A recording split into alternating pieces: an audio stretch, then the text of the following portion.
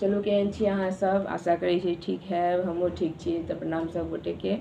आइ ज़्यादा किछु पर टाइम नहीं बिताएब, शॉर्टकट में कहै छी कियाकि आइ के वीडियो कनी लंबा जायत। तो चलू आइ हम जितिया के कथा लऽ कऽ एलहुँ हैं। जितवाहन के जन्म के कथा आइ हम सुनाएब और दोसर पार्ट में हम तिलो सियारो के कथा सुनाएब। ना हमहूँ मोबाइल में एक बेर सुनलहुँ, व्रत केने रही तऽ हमरा वो अच्छा नहीं लागल, कियाकि ओ पता नहीं अलग टाइप के हमरा गाँव घर से अपन माय पितियन जकाँ नहीं लागल।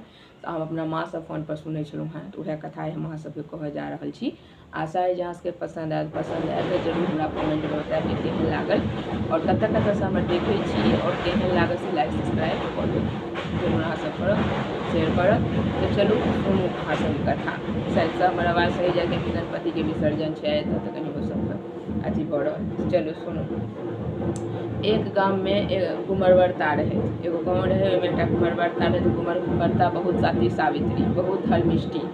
वो हुनका की होइ छलनि हैं तऽ हुनकर साड़ी आकाशे में सुखाइ छलनि हैं, हमेशा नीचा में नहीं सुखाइ छलनि हैं। तो सबके अंगना में जखन के पानि होइ छलैया तो कुमरवर्ता के अंगना में रौद होइ छलनि हैं। आ कुमरवर्ता के अंगना में रौद होइ छलैया तो सबके अंगना में पानि होइ छलैया।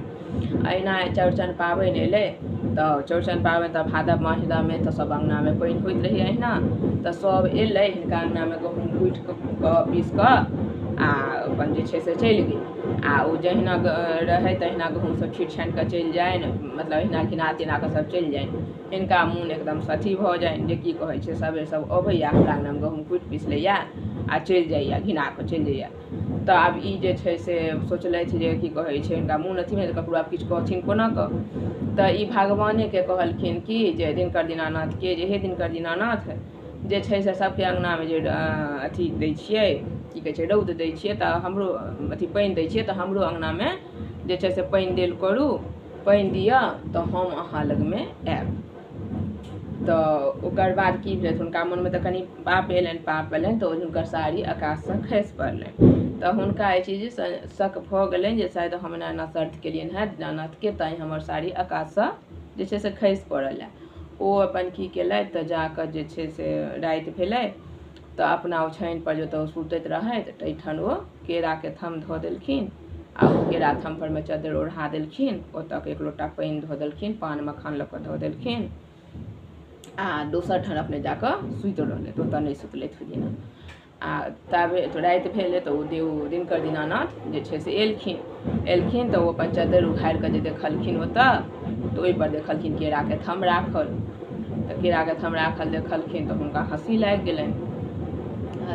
तऽ ओ अपन की केला तऽ ओ चद्दर के फेरोसँ केरा के थम पर झाँपि देलखिन आ झाँपि कऽ ओतऽसँ पान आ मखान खा लेलखिन। खा कऽ पानि जे छै से एक लोटा जे धैल रहै से ओ पी लेलखिन आ पी कऽ ओतऽसँ विदा भऽ गेलखिन। तऽ हुनका कुण्टा पर जखन गेलखिन ओतऽ जाकऽ पेशाब कऽ देलखिन। पेशाब जे केलखिन तऽ ओतऽ ओ गेनहारी के साग खूब चतरल, खूब सुन्दर से हंथगर गेनहारी के साग जे नहि गेलै ओतऽ। कुमरवर्ता जे सुति कऽ उठलै तऽ देखलखिन जो गेनहारी के ललितगर साग से हंथगर, तो ओ साग हुनका मुँह एहन कऽ ललचा गेलनि जे धोबहो नहि लगलखिन।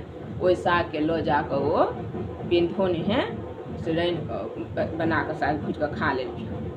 खेलखिन जे तऽ ओ साग खाइत देरी हुनका की भेलै ने तऽ पेट में बच्चा भऽ गेलनि। तऽ 10 मास भेलै तऽ ओ बच्चा जे छै से जनम एलै तऽ बच्चा कनि जहन पैघ भेलै तऽ पैघ भऽ कऽ जे छै से ओ बच्चा अपन कनि अथी खेलऽ धूप कनि अथी जकाँ रहथिन, नटखट शरारती बदमाश जेना अपन ओ जे छै से खेलै, धियापुता सब संग खेलऽ धूपऽ लऽ जाथिन तऽ झगड़ा लड़ाइ जे करथिन, ककरो संगे जे मारि पीट होनि तऽ लोक हुनका कहि देनि कि जे जोरे अनजनुआ जन्मल, तऽ बापो के पता नहि छुलै, बकर बेटा छै जो अनजनुआ जन्मल। ओ अपन जे छै से घर आबि कऽ माय के कहलखिन कि जे अथी हमर पिता के छथि से हमरा सब खोजबैत रहैया, अनजनुआ जन्मल कहि कऽ। माय कहलखिन बादमे कहब। फेर दोसर इएह हाल भेलै, फेर कहलखिन टाइम एतै हमरा कहू ने तऽ टाइम एतै तखन कहब। तेसर दिन कहलखिन कि जे सब दिन अहाँ हमरा कहै छी टाइम एतै तऽ कहब, से आइ हमरा अहाँ कहबे टा करू से हमरा सब एना कहैया से हमरा नहि नीक लागैया जे आखिर हमर पिता के छथि।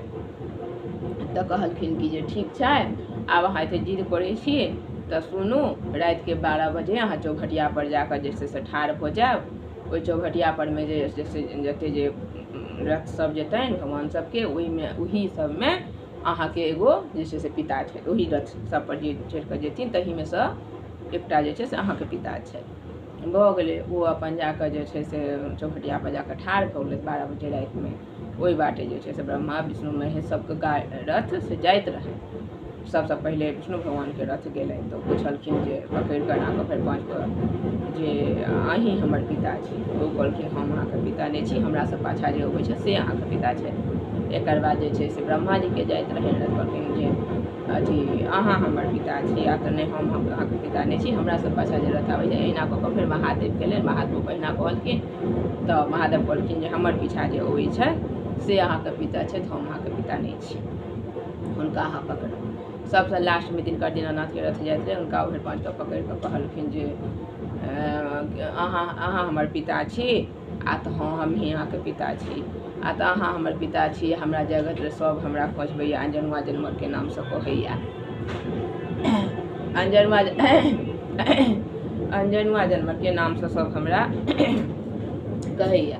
तो कहलखिन कि जे अहाँके अंजनुआ जनमल किया कहत कि अहाँ अंजनुआ जनमल किया रहब, अहाँके तऽ जगत हमरा नाम से जानत, अहाँके नाम जे छै से जितवाहन रहत। आइ के बाद से अहाँके नाम जितवाहन रहत, आ सब अहाँके जितवाहन के नाम से जानत।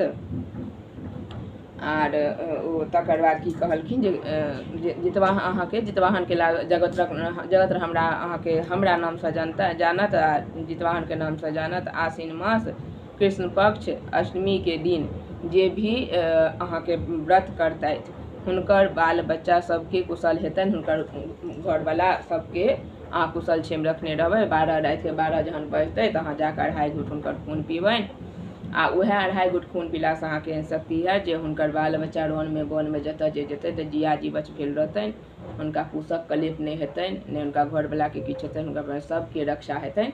जे भी पबनैतिन अहाँके व्रत करतनि हुनकर बाल बच्चा घरवला सबके अहाँ रक्षा करबनि। तऽ चलू जितवाहन व्रत के कथा इएह छलै। आशा यहाँ सबके पसंद आयत, अगर कोनो गलती भेलै ताहिके लेल माफी चाहै छी। एना एहि व्रत के लक्ष्मियो व्रत कहल जाइ छै, जितिया जितवाहन लोग कहै छनि, लेकिन एना एहि व्रत के जे सुनै छियै लक्ष्मियो व्रत कहल जाइ छै। तऽ आशा यहाँ सबके पसंद आयल हैत, और पसंद आयत तऽ जरूर हमरा कमेंट बॉक्स में लिखब, जैसे कि हमरा उत्साह जागत और आगाँ अहाँ सबके लिए हम नया वीडियो लऽ कऽ अच्छा तरह के नीक तरह के वीडियो लऽ कऽ आयब, और आगाँ हम चिल्हो होशियार के कथा लऽ कऽ आयब जितिये के, जैसे कि अहाँ सबके सुविधा रहत जितिया जे कथा सुनऽ में आराम से, अपन गाँव घर के अपन कथा। चलो मिलै छै नेक्स्ट वीडियो।